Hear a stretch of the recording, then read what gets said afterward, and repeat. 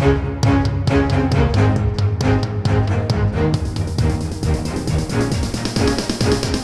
is the Washington Times front page for Wednesday, October 20th, 2021. Thanks for joining us. I'm George Gerbo.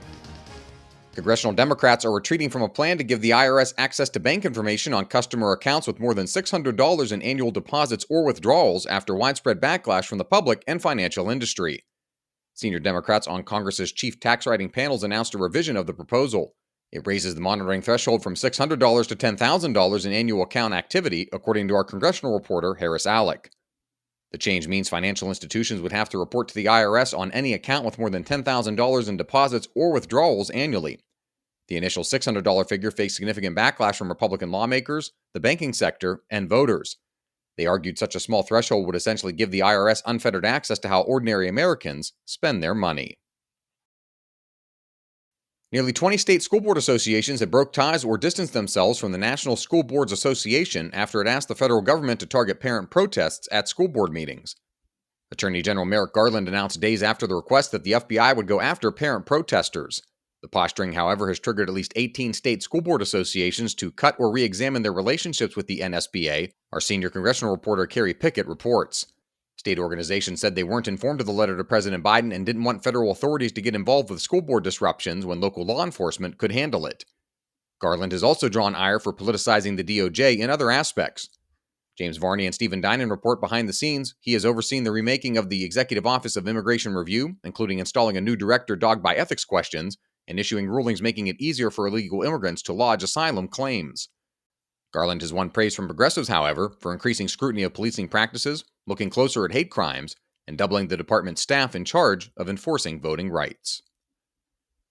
A reminder that you can find all these stories at WashingtonTimes.com/front page. Don't have access to the Times yet? Visit WashingtonTimes.com/George and get 25% off your annual subscription. Lawmakers and locals are criticizing D.C. Mayor Muriel Bowser over her efforts to address homelessness, which they say is getting worse, not better, in the nation's capital. Emily Zanto reports since launching a plan to combat homelessness in 2016, the city's overall homeless population has dropped by 38% to about 5,000. But the number of chronically homeless has spiked 21% in the past year, from 1,337 to 1,618. Those are people who've experienced homelessness for a year or more in total.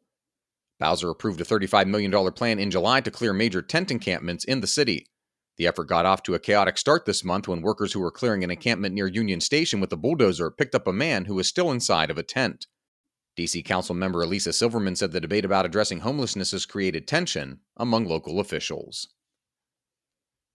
And finally, a group of retired Air Force officers says a steady stream of high-profile UFO sightings by U.S. military personnel over the decades warrants more scrutiny and should spur congressional hearings.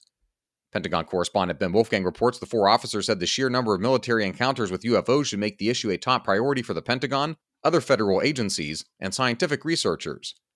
The National Press Club gathering also featured speakers who detailed incidents in which they said UFOs made nuclear missiles inoperable. Find all of today's front page stories at WashingtonTimes.com/front page or on the Washington Times app, and find the Front Page podcast on all of your favorite podcast platforms. Just search Washington Times. You can also find us on Twitter and Instagram as well at Wash Times for breaking news, sports, commentary, and more. For the Washington Times, I'm George Gerbo.